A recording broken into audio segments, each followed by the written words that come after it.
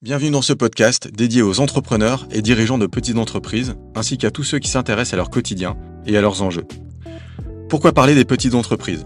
Déjà, parce qu'elles représentent 95% des entreprises en France. Ensuite, parce qu'elles font face à des défis spécifiques. Du fait de leur petite taille, elles ont souvent une structure plus fragile et leurs dirigeants sont absorbés par leur quotidien et leur métier et n'ont pas forcément de formation en gestion ou en finance. Ici, nos invités partagent des témoignages, des conseils et des outils concrets pour vous permettre de gagner du temps dans votre apprentissage ou d'éviter certaines erreurs qu'ils ont eux-mêmes commises. Installez-vous, c'est parti. Donc Julien, merci beaucoup d'avoir accepté notre invitation pour ce podcast. Première question, je vais te demander de te présenter de manière succincte, nous expliquer un petit peu ton parcours et ce que tu fais aujourd'hui. Alors, je suis enchanté d'être là avec toi, Sylvain. Je suis Julien, j'ai 35 ans.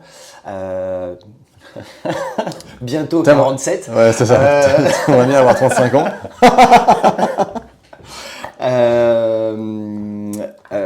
Je suis audioprothésiste de formation. J'ai été diplômé il y a déjà bien longtemps. Et j'ai été d'abord, en premier temps, salarié. Ensuite, j'ai repris une société. Je me suis associé avec quelqu'un qui venait de monter une société, qui était un ami de promo. Okay. J'ai fait mes études à Lyon. Qui venait de monter sa société, qui s'appelle Unisson, dont on va parler un petit peu, j'imagine, tout à l'heure. On a voulu créer l'audioprothèse un petit peu différente de ce qu'elle faisait, comme elle était plutôt jusque-là. C'est-à-dire, quand on est arrivé en 2008, l'audioprothèse, c'était un petit peu l'audioprothèse des dinosaures. On avait un process qui était établi depuis plus de 20 ans, 30 ans, où c'était comme ci et comme ça. Et nous, on a voulu chambouler un petit peu les choses en créant déjà le premier site internet pour vendre des appareils. Alors, on ne vendait pas des appareils sur internet parce que c'est interdit par la loi. Mais par contre, c'était un site vitrine où on mettait les prix des appareils, etc., des commentaires de l'audioprothésiste, ce qui était bien à l'intérieur, ce qui était moins bien à l'intérieur. C'était vachement inspiré de la Fnac à l'époque. Il y avait même la petite toile d'araignée avec robustesse, écoute. Ah oui, le Spider-Graph. Voilà, le Spider-Graph, exactement, je cherchais le terme. Et donc ça nous avait valu pas mal de personnes qui nous aimaient plus du tout dans la profession, mais par contre pas mal de passion. Parce que en fait, l'audioprothèse, avant, donc que vous mettiez en place cette offre, ça ressemblait à quoi? C'était c'était plus apparenté à un médecin, par exemple, ou c'était plus c'était quoi l'état avant que vous décidiez de un peu le révolutionner? Alors, en fait, c'était un process qui était assez simple. Alors, oui, ça s'apparentait un petit peu à un médecin, mais conseillé par un médecin. C'est-à-dire que le patient avait un problème auditif, il allait voir son médecin généraliste qui l'envoyait chez un ORL s'il constatait qu'il y avait quelque chose, et l'ORL envoyait chez son ami avec qui il jouait au golf ou avec qui il allait faire des restos, et qui recevait tous les patients. Okay. L'audioprothésiste avait aucun intérêt de donner de l'information parce que le prix était obscur, etc. Et à la fin, la personne ressortait avec un appareil sur les oreilles en sachant que le reste à charge n'est pas le montant total, enfin, etc. Il n'y avait aucune transparence. Il y avait vraiment zéro transparence. Et quand on a monté Unisson, l'idée c'était de faire exactement l'inverse. D'ailleurs, on a monté Unisson sur 3 piliers qui sont l'éthique, parce qu'on veut faire de la belle audioprothèse, parce qu'on est audioprothésiste, hein. Tous les deux on était audioprothésistes, la transparence, l'accessibilité à l'information via le site internet. Maintenant il y a la DGCCRF qui essaye de faire un petit peu plus, mais il y a de ça 20 ans, c'était quand même un petit peu plus obscur. Et l'accessibilité, parce qu'on a voulu faire de l'audioprothèse un peu moins chère également. On va rentrer juste un tout petit peu dans la technique. Vas-y, c'est important pour comprendre un tout petit peu l'audioprothèse. Il y a plusieurs gammes forcément sur l'audioprothèse, donc du début de gamme au très haut de gamme. plus on monte en gamme, plus l'appareil est...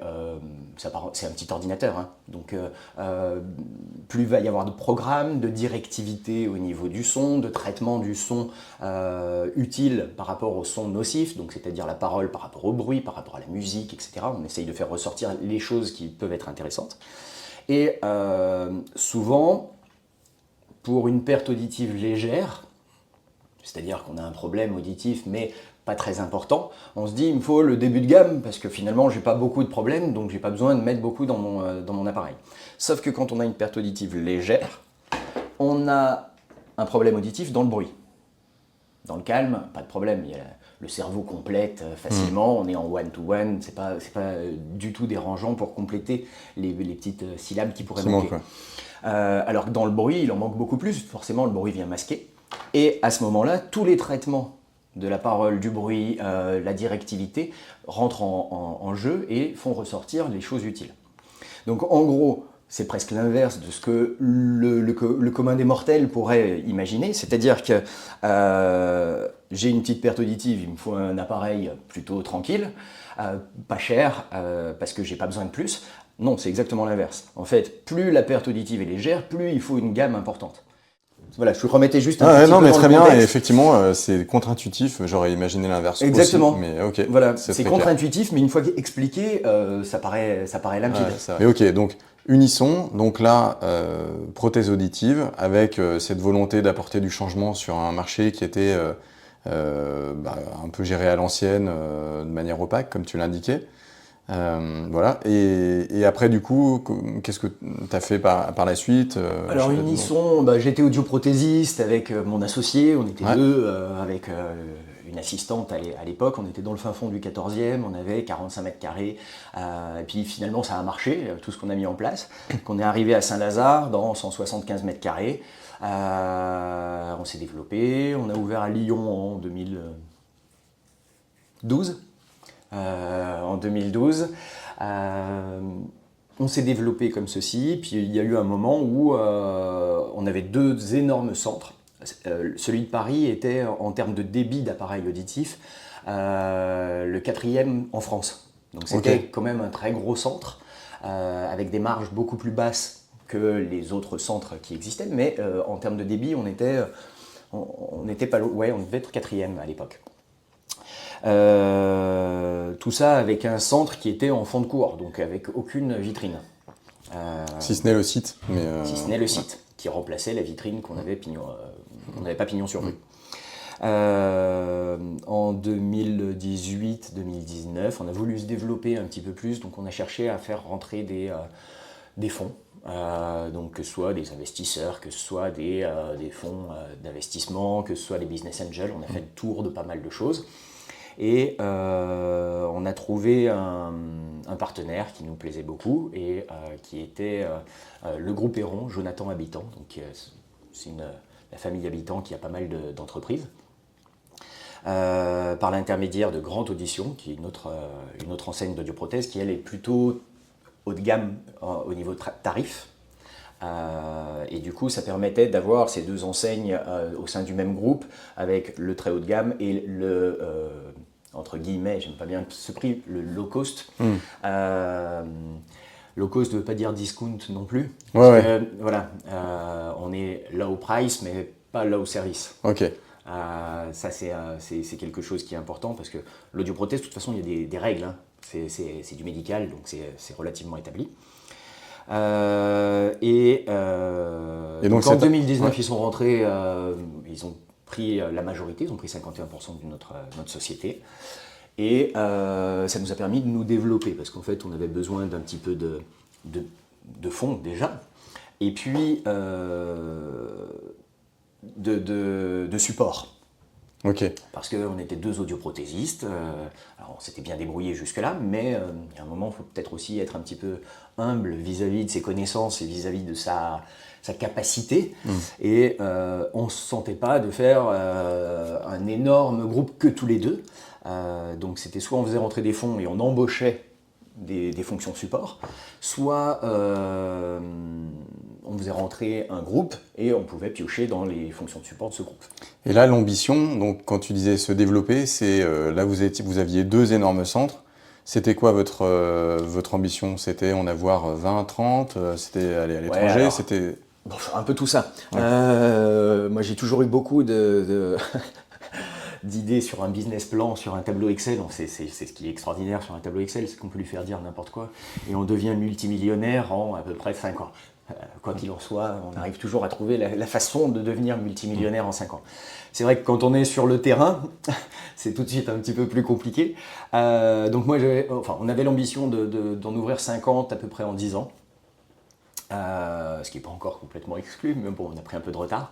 Il va falloir tout faire en année 9 et 10. Quoi. Faut qu'en 2029, on en ait 10. Faut qu'on en ouvre 35. D'ici 2029, donc bon, c'est pas exclu, mais il faut quand même qu'on se relève les manches. Mais ça vous a aidé quand même dans l'accélération de votre développement. Oui, en fait, surtout en 2019, on a revu toute la charte graphique, toute l'image d'Unisson, qui était peut-être un petit peu vieillotte, qu'on avait fait. Moi j'ai mon associé historique qui est un geek.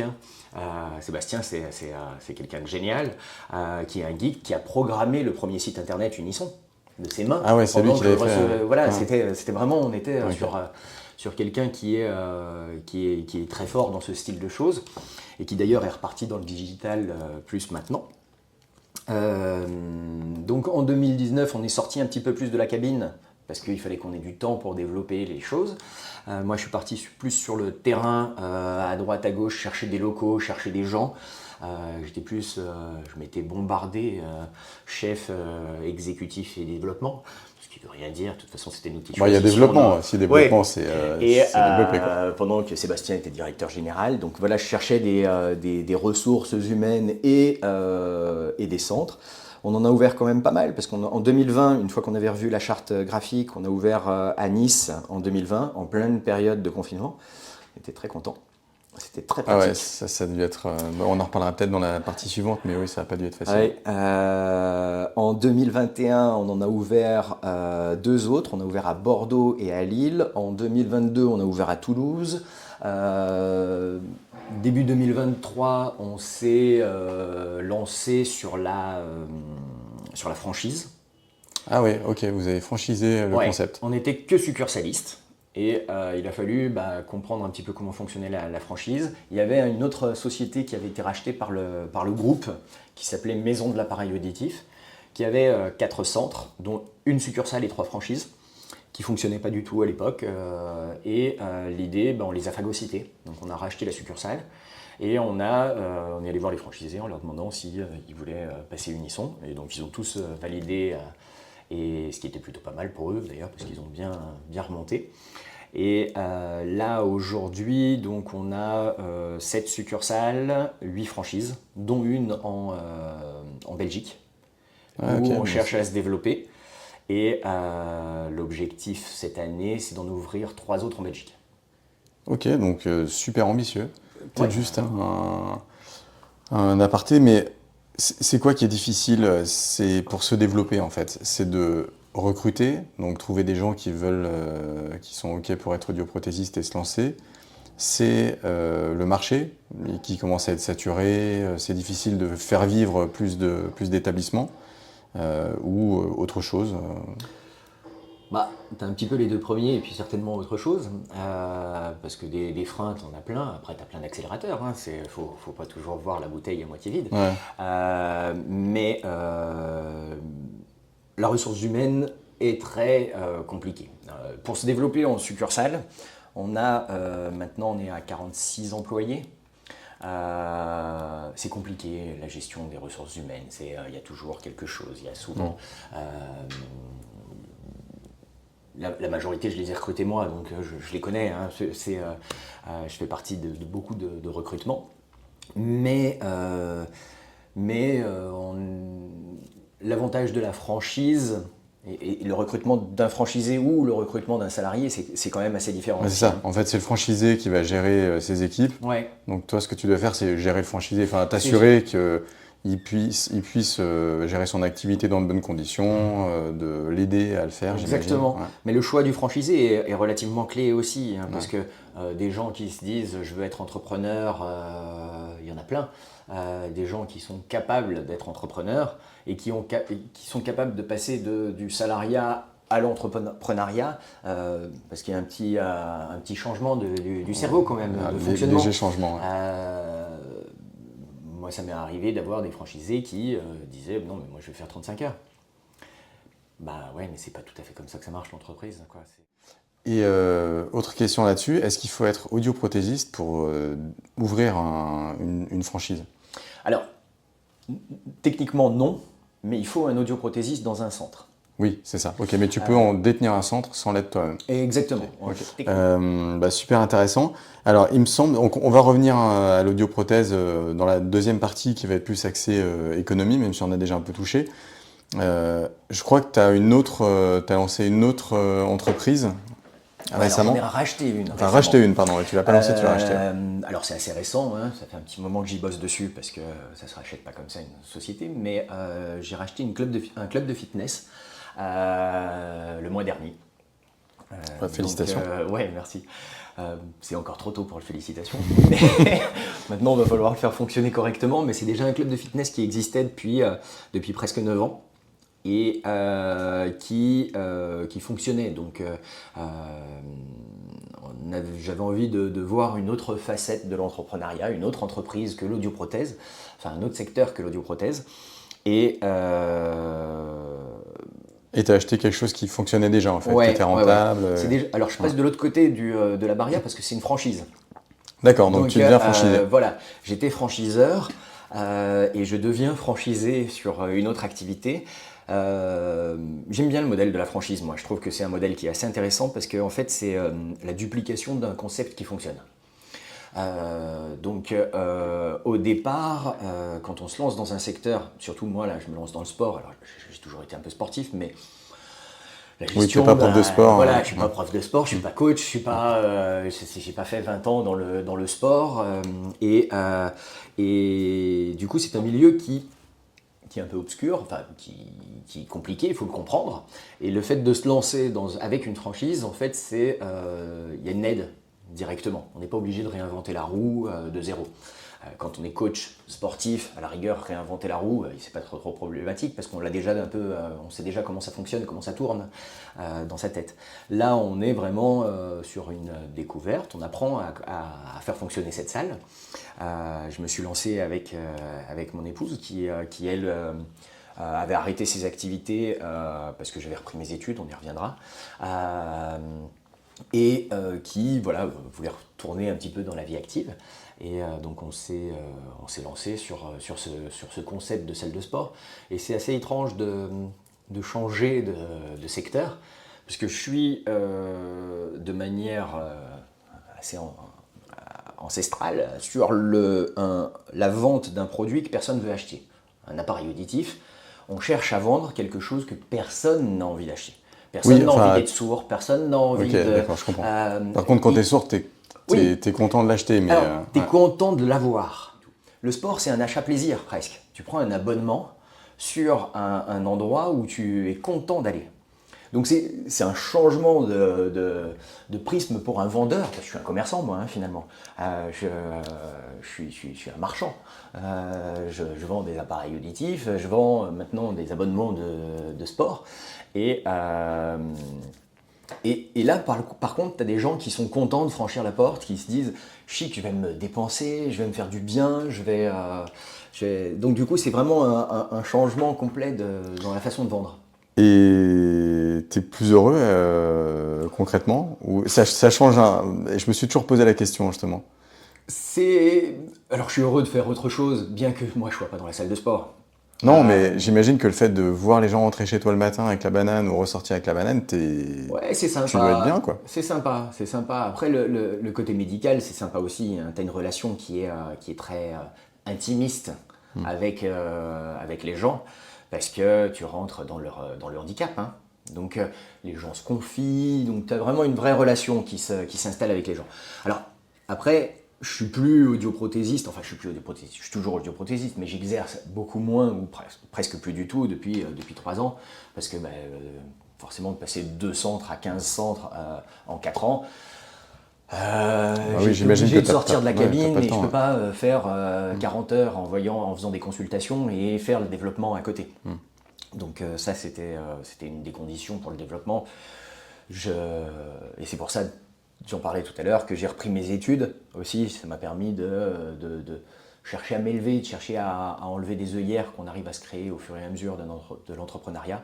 On en parlait autour d'un déj une fois, mais c'était un peu ça. Alors, mais on va revenir sur tes études aussi parce que voilà, moi, ça m'intéresse de comprendre ce que tu as étudié et ce que tu as appris. Peut-être juste pour finir sur donc, ta deuxième entreprise, donc là tu gères les deux en même temps, c'est-à-dire que tu fais le développement d'Unisson et en parallèle tu gères la salle, enfin tu co-gères la salle de sport en fait. Oui, je suis directeur général d'Unisson, ouais. Donc je gère le développement mais également tout ce qu'il y a à l'intérieur à gérer, etc. Et au niveau de la salle de sport, je fais ça plus le week-end parce que Unisson ça m'occupe toute la semaine. Et je fais ça plus le week-end où je cherche à regarder la finance et comment on peut réussir à se développer, comment on pourrait mettre les choses en place pour faire tout ça. Et c'est plus ma femme qui gère la partie gestion au quotidien. Au quotidien, où je mets mon grain de sel, mais parce que j'ai un petit peu plus d'expérience qu'elle dans l'entrepreneuriat, mais je ne suis pas amené à trop travailler sur place. Moi, je vais la gérer d'ici finalement. Ok, oui, parce qu'elle est à Angers, on ne l'a pas dit. Hein, mais c'est... Oui, on l'a peut-être dit d'ailleurs. La salle est à Angers et moi j'habite à Colombes, donc région parisienne. Ouais, donc c'est bien d'y aller. C'est très joli d'ailleurs Angers, c'est une très jolie ville que j'ai découvert. Et pourquoi Angers? C'était une opportunité. On cherchait une salle de sport à racheter et celle-ci nous convenait. Ouais, on ne suit pas à l'ordre, mais c'est absolument pas grave parce qu'en fait, du coup, ça appelle une autre question. Comment tu as fait ton choix? Donc, tu as déjà une activité. Comment tu as fait ton choix de le type d'activité que tu allais reprendre? Est-ce que tu as fait, réponse A, une analyse du profit qui est généré par les sociétés qui sont dans différents types de secteurs et tu as choisi celle que tu estimais être la plus saine économiquement? Petit 2, tu as choisi cette activité-là justement parce que les gens ont la banane quand ils rentrent chez toi et que ça te semblait intéressant de le faire pour ça. Ou petit 3, n'importe quelle autre raison que tu pourrais avoir. Alors, on avait un petit peu d'argent à investir et puis j'avais vendu des parts, donc pour ne pas payer trop d'impôts, il faut réinvestir si on veut. Donc j'avais un petit peu d'argent à investir et on a fait tout simplement les salons de l'entrepreneuriat, des salons Go Entrepreneur, on a fait les salons de la franchise, on a essayé d'être curieux depuis, ça fait 1 an et demi qu'on se fait pas mal de salons et qu'on cherche un petit peu dans toutes les revues ce qui pourrait être intéressant, ce qui pourrait nous convenir. Et on est assez vite tombé finalement sur le milieu du sport, parce que dans les franchises, vu que... Alors, je te le prends dans l'autre sens. Vu que j'allais pas y passer, la majorité de ma journée, il fallait quelque chose qui soit pas trop compliqué et où je puisse être épaulé au niveau analyse et développement. Donc la franchise convenait complètement. D'une. Okay. C'est pas forcément les modèles économiques les plus rentables parce qu'il y a une com, mais par contre c'est aussi des développements qui vont être peut-être plus rapides. Donc on s'y retrouve au niveau économique normalement. Et pourquoi le sport? Parce que le salon de la franchise, je ne sais pas si tu l'as fait déjà. J'y suis allé une fois, ouais. Ouais, t'as la moitié, c'est de la bouffe. J'aurais même tendance à dire les 2 tiers. Et j'avais pas du tout envie de partir dans la bouffe. Pas que ce soit économiquement non viable, parce que c'est, je crois, le plus rentable. Mais les règles d'hygiène, les odeurs, alors bon, il y a la transpiration dans le sport, mais c'était pas ton truc, quoi. Voilà, j'avais pas envie de partir dans la bouffe. Ouais, je peux comprendre. Les horaires, ça me parlait pas. Et les salles de sport, je trouvais que le modèle était intéressant parce qu'on part sur des abonnements. Il y a encore un truc qui diffère énormément de l'audioprothèse, c'est que l'audioprothèse, tu vends un appareil, one shot, et pendant 4 ans, 5 ans, tu assures le suivi gratuitement. Alors que là, c'est une histoire d'abonnement. Donc en fait, tu sais à peu près ce que tu vas faire comme chiffre d'affaires dans les mois qui viennent. Donc ça, c'était aussi assez sympa de ne pas se dire, tiens, le mois prochain, je peux me trouver à tout moment et faire un chiffre d'affaires dramatique et du coup que la trésor soit compliquée. Là, tu le vois venir, la chute, à la rigueur. Si tu chutes, tu la vois venir d'un petit peu plus loin. Et tu peux avoir un jour sans forcément faire 0 de chiffre d'affaires ce jour-là. Super argument. C'est vrai que j'imagine quand tu reprends, c'est très sécurisant de savoir que bah, voilà, même si comment dire, le dirigeant change, bon, bah, les abonnements ils sont en cours, ils vont pas s'effondrer d'un coup. Tu sais le chiffre d'affaires minimum que tu seras capable de faire dans l'année. Ouais, je comprends. Ça, c'est quelque chose qui me plaisait. Et puis après, bah, faut choisir dans les salles de sport, parce que des salles de sport, il y en a plein. Hein. Ça peut aller du Pilates à Basic Fit, où c'est que des machines, par exemple. Alors Basic Fit, c'est autre chose, c'est des succursales d'un groupe hollandais, donc il n'y a pas de franchise. Il n'y a pas de franchise. Okay. Mais Fitness Park, par exemple. Oui, tu aurais pu ouvrir c'est pas une salle de sport, mais une salle d'escalade ou un truc, une variante. Quoi. Voilà, donc après tu farfouilles, tu regardes un petit peu tout ce qui te correspond. Et comment tu choisis du coup? Moi je viens du médical, donc je suis un petit peu formaté au service. Parce que ça fait partie de mon ADN, ça fait 20 ans que je suis audioprothésiste dans le médical, donc voilà, on est sur vraiment le service et la relation client-patient. Ma femme, elle vient de l'hôtellerie de luxe, donc le service client, c'est quelque chose d'hyper important également, quoi. Donc on a cherché tout de suite une salle qui était plutôt sur le service. Donc service, ça veut dire quoi? Parce que tu l'opposes à machine, enfin voilà. Alors, machine, c'est un service, ouais. C'est vrai, mais service relation client, ouais. C'est pas de la machine. Ça, c'est de la mise à disposition d'une machine contre un abonnement. Donc là, c'est typiquement sur Basic Fit, Fitness Park, puis d'autres enseignes un petit peu moins connues, où tu peux avoir des abonnements qui sont assez peu chers, mais où tu n'as que la machine. Puis si tu veux un coach, bah, tu te prends un coach à côté. Nous, l'idée, on est parti sur l'Orange Bleu, on n'en a pas parlé, mais c'est l'Orange Bleu, la franchise en question. C'est pas très très connu dans la région parisienne, mais c'est très développé. Il y a 400 clubs de sport en France quand même. 400 clubs en tout? Ouais. Ok. Ils sont en train de s'implanter en Espagne, où il y a une dizaine de clubs. C'est la deuxième plus grosse enseigne de clubs de fitness de France. Il y a Basic Fit qui en a aucune idée, ouais. 800, 900, je sais pas, il devait en avoir 800, 850. Basic Fit. Après, tu as l'Orange Bleu qui en a 400. Et après, tu as Fitness Park qui en a 250. C'est fou que ce soit aussi peu connu en région parisienne, en fait. Mais okay. Ouais, alors, ça s'explique par le modèle. Où on est sur des salles qui sont plus petites. Le Fitness Park, Basic Fit. Alors, Basic Fit, déjà, ils sont à découvert en permanence. Ils sont dans un plan de restructuration un petit peu là depuis 1 an parce que c'est un fonds d'investissement qui a mis, donc ils avaient beaucoup de cash et ils voulaient surtout, c'est de la politique de la terre brûlée. Hein. Là où je suis, plus personne ne pourra se mettre. C'est de la conquête. Voilà, c'est de la conquête. C'est pour ça qu'ils se sont énormément développés très très vite parce qu'ils avaient du cash, quoi. Et le cash pour le développement, c'est quand même la base. Hein. L'Orange Bleu, ils se sont développés en termes de franchise, comme Fitness Park.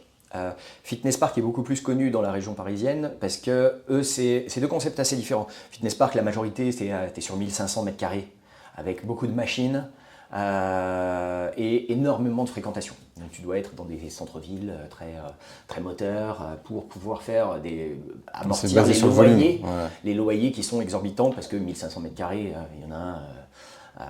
Au Batignolles par exemple, 1500 mètres carrés au Batignolles, tu commences à avoir des loyers qui piquent un petit peu. Alors que l'Orange Bleu, on est beaucoup sur des clubs de province ou avec des loyers moins importants, où tu as besoin de moins d'adhérents, parce que la salle est plus petite. Donc nous, on a une salle qui fait 700-750 mètres carrés. Nous, on voulait plus de la proximité. Et puis on voulait ce qui nous parlait quand même pas mal dans le club de sport. Je pars un peu dans tous les sens. Ah mais t'inquiète, c'est parfait. C'était le côté cours collectif avec de l'humain. Moi j'aime bien l'humain. c'est bête, hein, je vous disais que j'avais trop de salariés presque parce que c'était compliqué, mais je suis quand même assez attaché à l'humain. Et donc le coach qui va délivrer son cours et qui va aller vers les machines et dire ah ben non, il faut plutôt faire ça, qui va créer le programme d'entraînement de la personne, ça me paraît essentiel dans un club de sport. Moi, je me suis inscrit au Basic Fit. J'ai rien fait quoi. Ouais. Donc le fait d'avoir vraiment un coach sur place qui soit intégré dans l'abonnement, parce que c'est intégré, tu n'as pas de coach que tu payes en plus, de coaching que tu payes en plus, c'est vraiment à l'intérieur, tu as un programme qui va être renouvelé toutes les 8 semaines, avec des cours collectifs où tu n'as pas un écran et un mec à l'autre bout de la France qui fait pour 18 salles son cours collectif, c'est quand même quelque chose d'un petit peu différent. Je comprends, non mais c'est très clair en fait, hein, sur l'aspect service et du coup humain. Voilà, ça nous correspondait plus, quoi. Ça faisait plus partie de notre ADN. Ok, bon super clair. On va juste traiter une autre partie en fait, qui est assez, on va dire, économique ou financière. En gros, est-ce que tu pourrais m'indiquer les indicateurs que tu dois piloter pour tes 2 métiers? Mais alors pour l'audioprothèse, il y a pas mal de KPI qui sont très importants. Évidemment, oui, il y a le prix d'achat, le prix de vente, donc du coup la marge en quelque sorte. Ouais, ta marge brute, quoi. La marge unitaire brute, ça c'est quelque chose qu'il faut regarder et puis chercher à développer. Mais après, tu la regardes à quelle fréquence, pardon, hein, Moi je la regarde quasiment tous les jours. J'ai un tableau de bord sur Power BI qui se met à jour tous les jours et j'essaye de regarder régulièrement le maximum d'indicateurs. Tu regardes surtout le chiffre d'affaires parce que la marge elle ne bouge pas énormément. Donc tu as le chiffre d'affaires d'abord. Ouais. Le plus important, ça reste, le plus visuel reste le chiffre d'affaires parce que les autres, tu les as en fond quand même. Par centre. Et puis l'évolution par rapport à ton budget et puis par rapport à l'année précédente. En gros. Okay. Quel est le développement, où tu te situes sur ce chiffre d'affaires? Est-ce que tu es en hausse? Est-ce que tu es en baisse? Est-ce que tu stagnes? Voilà. Tout ça, c'est important. Après, toutes les choses qui sont annexes et que tu regardes un petit peu plus, une fois par semaine plutôt, tu as justement la marge, la répartition des produits, parce que c'est ça qui va te donner la marge, et puis tu as tous les produits annexes. C'est-à-dire qu'on parle de l'appareil auditif, mais tu as les appareils auditifs, ça marche avec un chargeur ou avec des piles.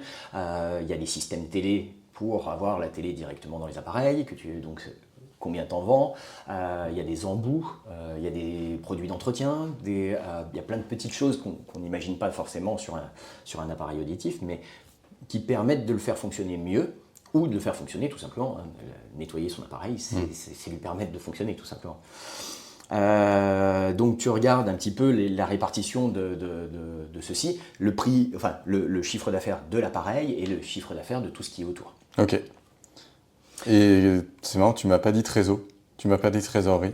Ouais, la trésor, ça c'est l'avantage c'est aussi un petit peu l'avantage du groupe, mais tu la regardes, alors je la regarde pas forcément tous les jours, ça, mais je la regarde quand même régulièrement, forcément toutes les semaines, et puis j'ai un DAF qui s'en occupe et qui me met des signaux d'alerte au moment où il faut, mais le trésor c'est le nerf de la guerre, hein, de toute façon. Ouais. Après, tu regardes, il y a plein de KPI qui vont te permettre de voir justement si... parce que la trésor, c'est du général, évidemment, c'est ce que tu as sur le compte en banque, mais l'idée, c'est où tu veux arriver en fin d'année également. L'avantage d'être dans un groupe, c'est que tu ne regardes plus la trésor au jour le jour, mais où tu veux arriver en fin d'année, donc tu as des objectifs, et des objectifs de marge, des objectifs de plein de choses, et c'est important de jouer avec. Donc tu as la répartition des marques, parce que forcément tu ne marches pas forcément sur toutes les marques de la même façon, des gammes également, les taux d'assurance, de garantie supplémentaires que tu vas pouvoir mettre. Puis après, tu vas regarder quel centre performe par rapport à quel autre, pourquoi celui-ci a un problème, donc tu passes un coup de fil, L'idée, c'est d'essayer de piloter tous les centres en fonction d'une quinzaine, une vingtaine de KPI qui te permettent d'avoir une vue d'ensemble et ensuite tu te reportes au directeur sur place. Il y a toute la visibilité du site. Parce que sur Unisson, notre première vitrine, c'est le site internet. Ouais. Donc tu as tous les SIA, les taux de clic, les coûts par clic, ce qu'on appelle les CPL, tout le jargon internet. Donc en SEO également, le référencement organique, comment tu te positionnes sur les mots-clés principaux, appareil auditif pas cher, audioprothésiste, etc. Donc c'est une guerre assez importante. Le plus grand gagnant, de toute façon, ça restera toujours Google, mais c'est des KPI qui sont super importants pour pouvoir piloter, moi, Unisson en tout cas. Ouais, oui, parce que tu as cette particularité d'être un modèle en ligne, en fait, Exactement. au départ, enfin, en tout cas sur en fait, c'est le point d'entrée de ta vitrine, 70% de mes nouveaux clients. Et pour la partie salle de sport, du coup, c'est quoi tes indicateurs? Alors, j'imagine que tu découvres un peu, mais... Alors, je découvre un petit peu, mais bon, je commence quand même à avoir fait un petit tour. Nombre d'abonnés? Nombre d'abonnés, en fonction de la saisonnalité, parce que c'est pareil, on n'est pas là aujourd'hui dans une période où les gens s'inscrivent dans une salle de sport. Ils vont partir en vacances, nous on est à côté d'une fac, donc il y en a pas mal qui partent en vacances. Donc c'est plutôt septembre qui est le gros rush d'inscription. Là on est plutôt sur une baisse du nombre d'adhérents en ce moment, et ça remonte en septembre. Nombre d'abonnés, panier moyen, toujours pareil, panier moyen c'est aussi le nerf de la guerre que j'avais en audioprothèse également. Ok. Et là, Trésor, tu regardes cette Alors fois là, la Trésor, oui, je regarde. Ouais. Alors bon, la Trésor, là pour le moment, on est dans le tout démarrage. Super important. Ouais. C'est ce qui te permet de ne pas couler. La seule chose qui te permet de ne pas couler, c'est l'argent qui reste sur le compte. Ouais. Et alors, tu t'es mis un seuil? Par exemple, est-ce que tu te dis, s'il me reste que 2 mois de couverture de charge fixe, je fais un emprunt Alors pour le moment, j'ai pas de seuil parce que je viens juste de faire un emprunt, donc j'ai pas encore de seuil. Je me donne encore 4-5 mois pour vraiment comprendre et être capable de mettre tous les chiffres bien efficacement sur le tableau qu'on m'a filé. Le seuil, je vais me mettre des alertes en fonction du nombre d'adhérents surtout, parce qu'en fait la salle est déjà rentable. Ok. La salle, elle est déjà rentable, elle rembourse les emprunts et elle permet même de se payer. Donc c'est quand même génial d'ouvrir une entreprise comme ça. C'était aussi un petit peu l'idée de prendre un club qui existait déjà et qui était déjà rentable. Ça nous permettait de vraiment comprendre comment fonctionnait le club pour ensuite pouvoir éventuellement en ouvrir un, deux, voire plus, pourquoi pas.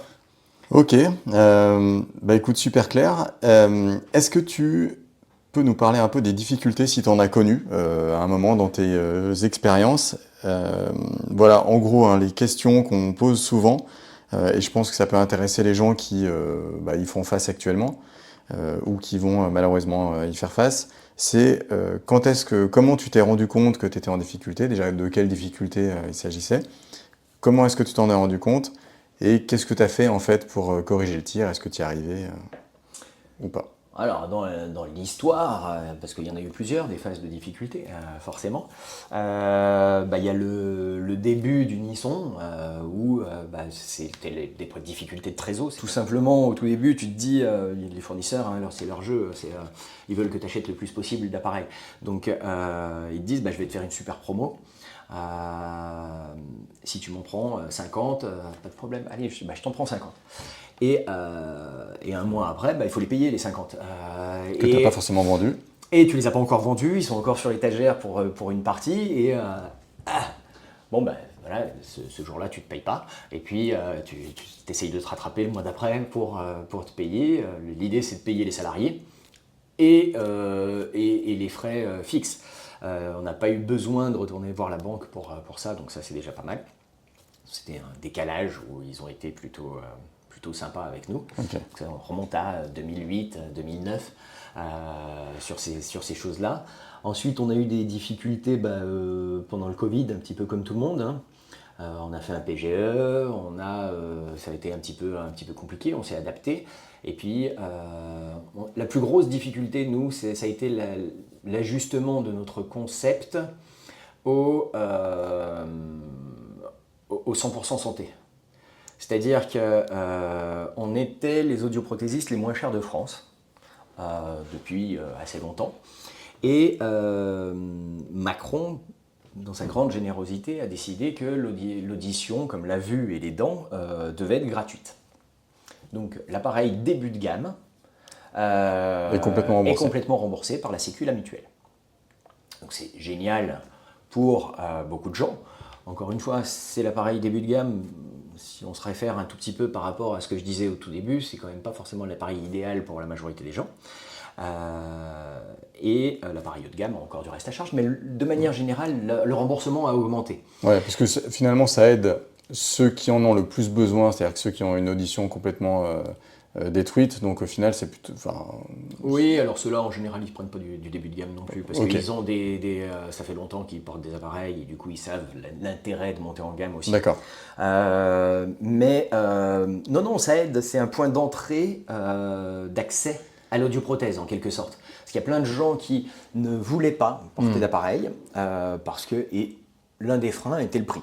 Ok, donc ceux-là, en fait, là, c'est tout remboursé. Ceux-là, il n'y a plus d'excuses, en tout cas. Et en quoi est-ce que ça a été compliqué pour vous de vous adapter? Parce qu'au final, ça vous fait venir plus de monde. C'est l'État qui te paye plutôt que le patient, mais ça ne change pas grand-chose, non? Alors oui, sur le marché. Ça a fait rentrer pas mal de monde. Nous, on a toujours prôné le haut de gamme. Donc du coup, c'est plus compliqué quand... oui, on ne comprend pas pourquoi c'est pas gratuit. Tout le monde part sur du début de gamme, alors que nous, on prône le haut de gamme. Donc du coup, on était en décalage un petit peu. On était les moins chers de France sur le haut de gamme, pas sur le début de gamme. Il est limité par le prix, il y a un prix plafond, et de toute façon, c'est obligé. Donc du coup, c'est dans les Indestructibles, film très important d'animation au niveau philosophique, il y a une réplique qui dit « Quand tout le monde est super, plus personne n'est super ». À partir du moment où c'est gratuit partout, en fait, ça tue un petit peu la différenciation de service et de prix que les gens pouvaient faire. C'est-à-dire que nous, on n'était pas cher avec un service important. À partir du moment où tout le monde peut être remboursé à intégralité, tout le monde a communiqué sur le 100% santé, donc du coup les gens allaient chez l'audioprothésiste de quartier, alors que nous on avait une zone de chalandise assez grande. Ouais. Donc ça nous a réduit notre zone de chalandise, alors que et des gens achetaient un appareil début de gamme, alors que chez nous ils auraient pu acheter un appareil haut de gamme en faisant un peu plus de kilomètres. Et alors du coup, comment vous êtes? Je vois très bien, effectivement, on a un peu détruit votre avantage compétitif, ou en tout cas brouillé, quoi. Et brouillé. Donc, voilà. Et comment vous avez fait du coup pour vous en sortir? Alors on a cherché à faire la franchise. La franchise est venue un petit peu à cause de ça. En fait, on a revu le modèle et on a fait en franchise des petits centres. D'accord. Plus locaux, j'imagine, du coup. Ouais.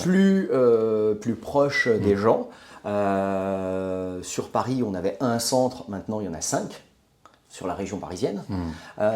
Sur Lyon, il y avait un seul centre et on n'avait pas l'envie d'en faire 2.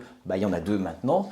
Voilà. Ok, ouais, donc en fait, vous avez été obligé donc vous avez conservé votre positionnement, le haut de gamme à un prix accessible. Exactement. Mais tu as été obligé d'être plus proche finalement des patients et de multiplier le nombre de centres, quoi. Multiplier le nombre de centres et en les multipliant pour que tout le monde puisse vivre, les réduire en taille. Parce qu'en fait, finalement, ça a complètement limité la possibilité de faire du trajet pour aller chercher la bonne affaire. Ouais, ok. Ouais, je comprends. Voilà. Ok, ouais, non, mais c'est très clair.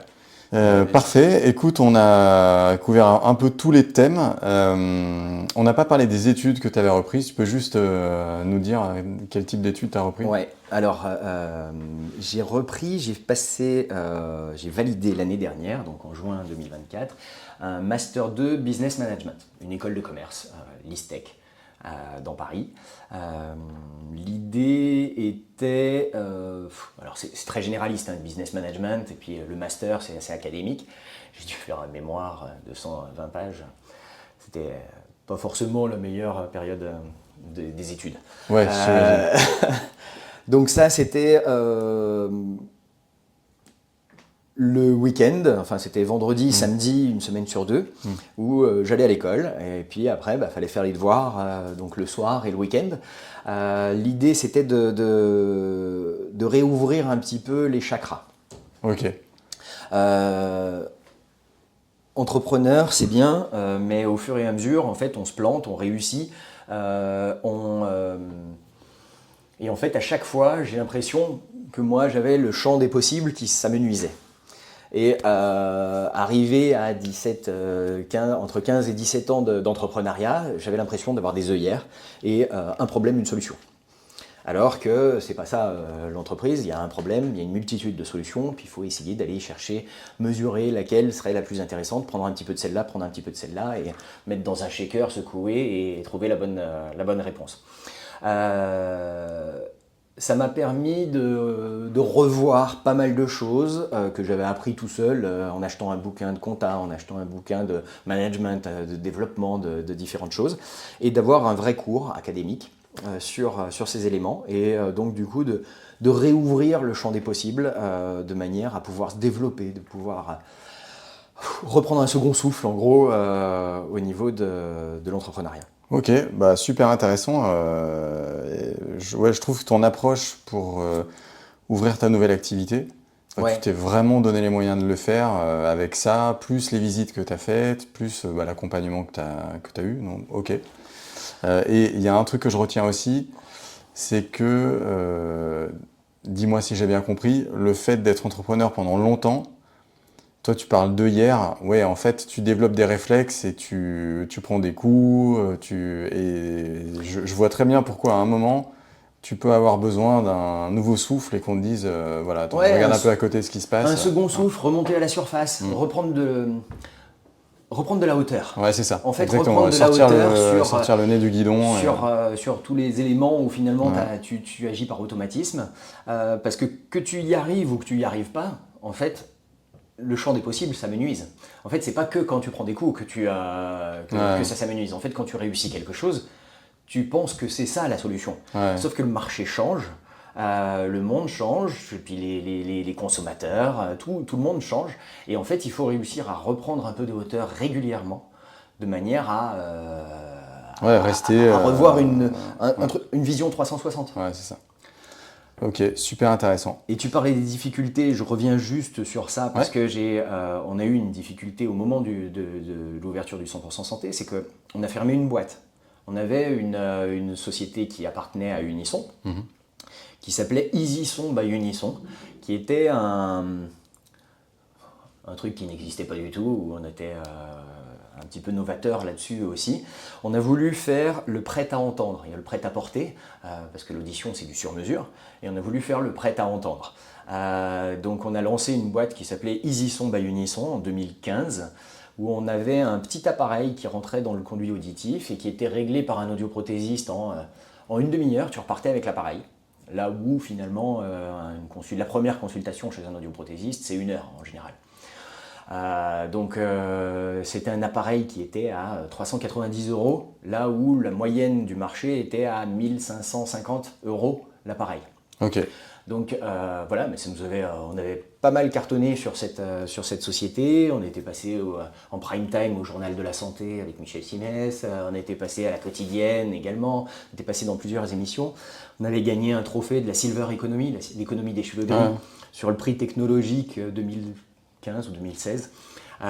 Pour ce produit-là, j'étais allé chercher au Folies Bergère mon trophée et faire un discours. C'était rigolo.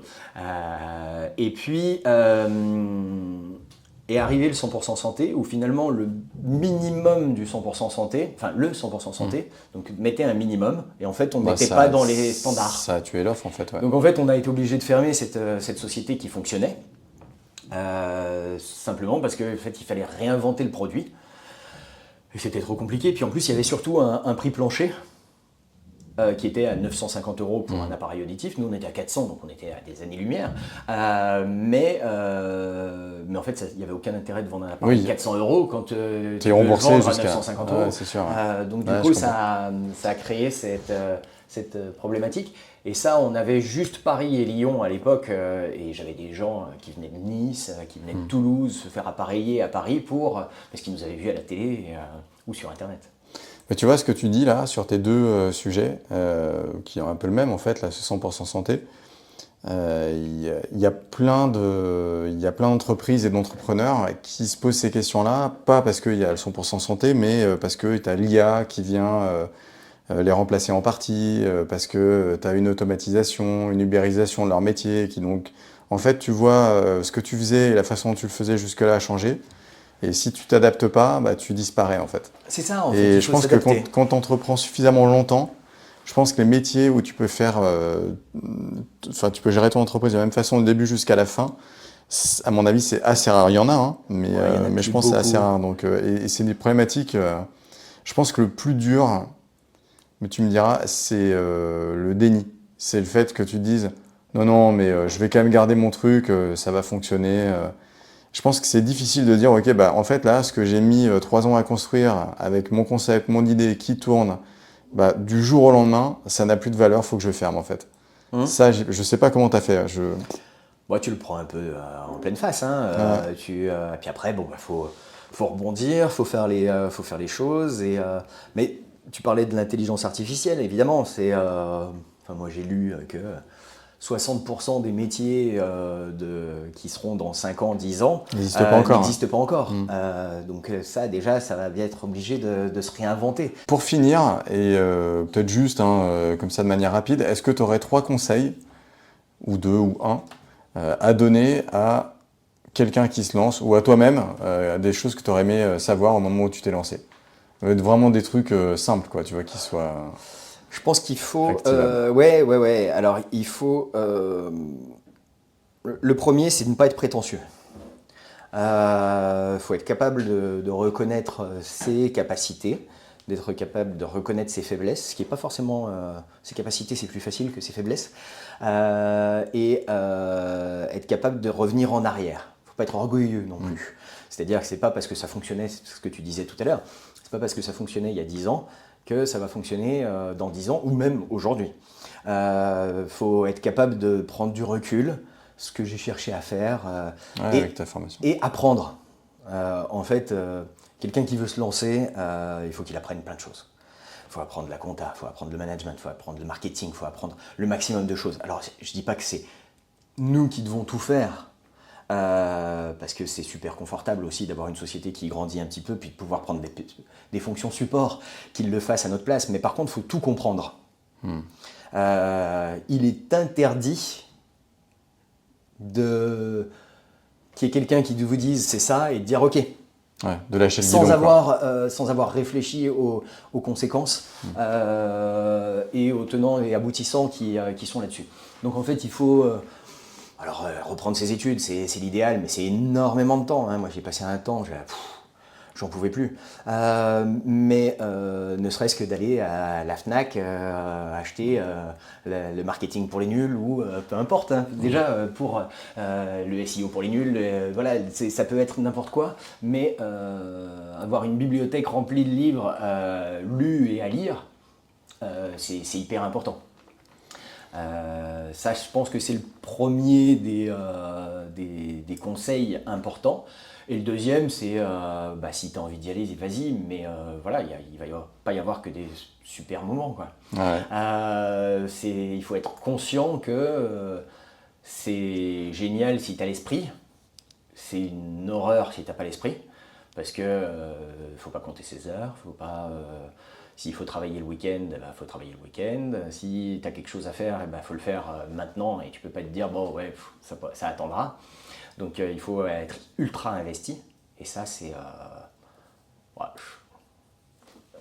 On m'avait dit quand je me suis lancé que entreprendre, c'est 80% de travail et 20% de chance. Ça se vérifie. Ouais, Ça se c'est vrai vérifie. que la chance, c'est important. Parce que le travail, c'est hyper important et sans toi, bah, ça ne marchera pas forcément. Et puis, il faut y mettre. Puis, il faut donner l'exemple aussi si tu emploies des gens. Il faut aussi donner vachement d'exemples. Et puis, les 20% de chance, bah, c'est le moment. Est-ce que c'était le moment de lancer cette super idée qui est une super idée, hein, c'est pas le problème qu'elle soit bonne ou qu'elle soit pas bonne. C'est est-ce que c'était le moment de la lancer. Est-ce que les gens étaient réceptifs en face? Est-ce qu'ils veulent t'acheter ton produit? Et même, est-ce que tu rencontres la bonne personne qui va te débloquer? Exactement. Tout un truc, ouais. Non, mais Donc c'est vrai du que coup, la il ne faut chance pas joue, hésiter à se faire épauler aussi. Il y a des mentorats qui existent. Ça, c'est une bonne idée aussi. Ok, super clair. Bah écoute, merci beaucoup. On a parlé de pas mal de sujets. Bah voilà, c'était très enrichissant pour ma part. Et j'espère que ça le sera pour ceux qui vont nous écouter. En tout cas, merci pour le temps que tu nous as accordé. Bon, ben, je l'espère aussi. Merci de m'avoir écouté, en tout cas. C'est toujours intéressant d'essayer de partager des bonnes idées ou au moins des tranches de vie. Bah, parfait. Merci beaucoup.